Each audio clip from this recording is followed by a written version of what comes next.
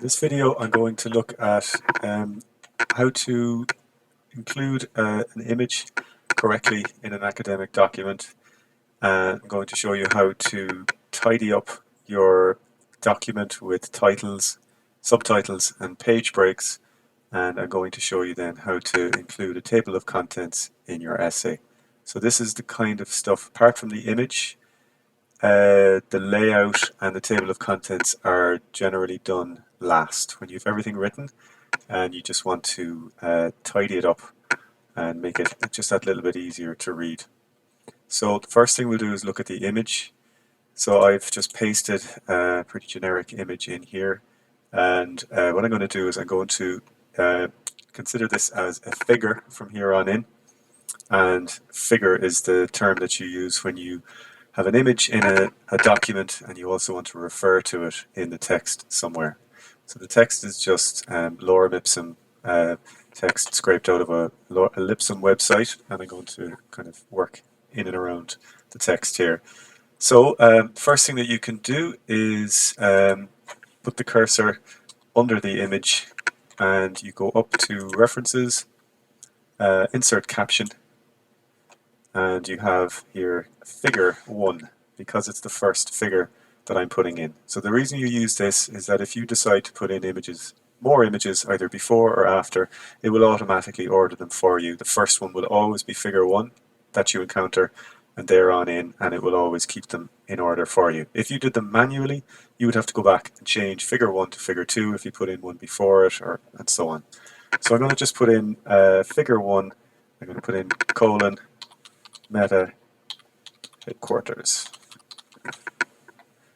and it defaults to figure, but this could just as easily be something else like a table, but we're not really dealing with those because we're not looking at kind of quantitative research or anything. So we click OK, and that puts it in there and formats it as well.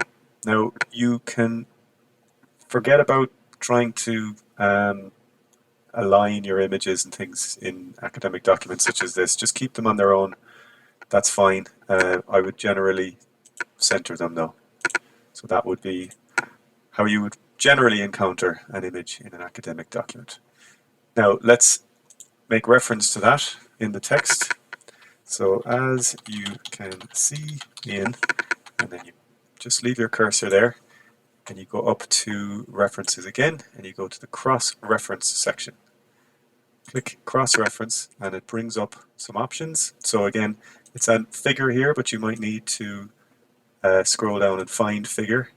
And first thing I want to do is put in only label and number. So I just want figure 1 to begin with. I click insert and you'll see, as you can see in figure 1, and then if I want to, I can put in a comma, space, and then put in above below.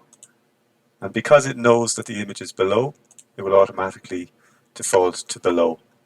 I can close that.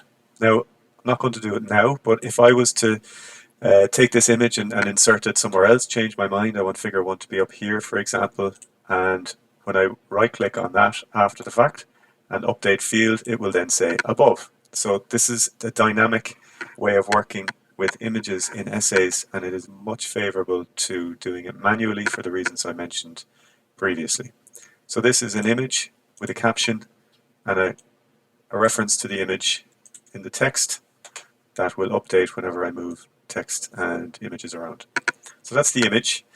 Now, the next thing we're going to do is we're going to look at how we can get our layout sorted. Now, very important when you're dealing with laying out a document like an essay or an academic paper or something is that you use the styles in Microsoft Word and don't just manually make text bigger and bold for a header or a subheading.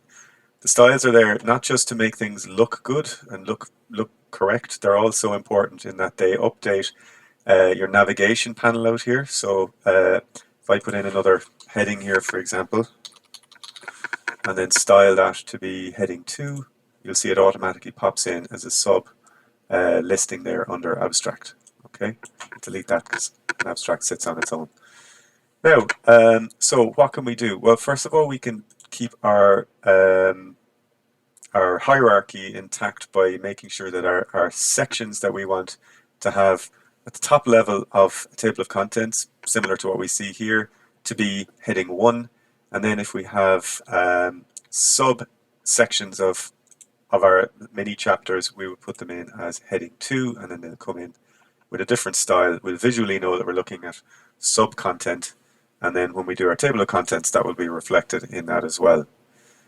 Now, it's also good practice when you're doing this kind of thing to lay out your document in such a way that your abstract sits on its own page, your introduction sits on its own page, and then your chapters sit on their own pages, you know, and that they end with white space, and then you go to the top of the next page for the next chapter.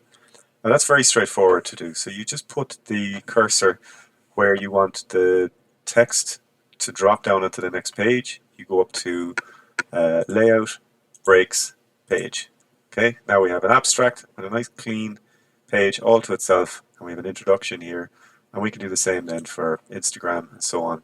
Page break, and we now have our chapters starting on their own pages.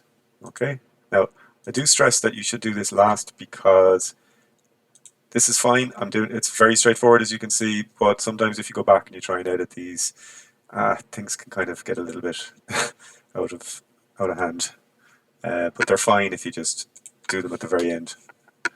In fact, you can do them after the table of contents. Doesn't really matter, but I'm going to do it just before.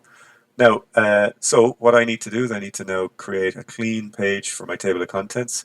So the format is abstract table of contents introduction. So I go to my introduction, put another page break there, and now I go to the top of this page, and I'm going to go to references, table of contents, and then pick a style that I like. Table of contents, I like that a little bit more than just contents. I'll go heading 1, 2, 3, and in it goes. Okay, now again, best to do this last. Now I know that the style doesn't quite match there. You can work around that, but I think that's maybe not necessary for this submission. Okay, so you can leave that as blue kind of text there. And if by chance you do go and change, the other thing that you'll need to do obviously then is go up to your insert page number, and then bottom of page into the middle.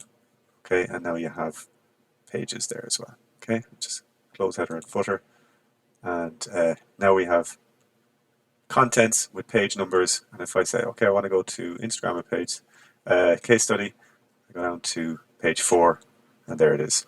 Okay, so that is pretty much it, and that is the tidying up. But this is invaluable when you want someone to be able to look at something and just be favorably predisposed purely because you've laid it out, you've made it tidy, it feels comfortable, and you feel like you're going to have a good read ahead of you.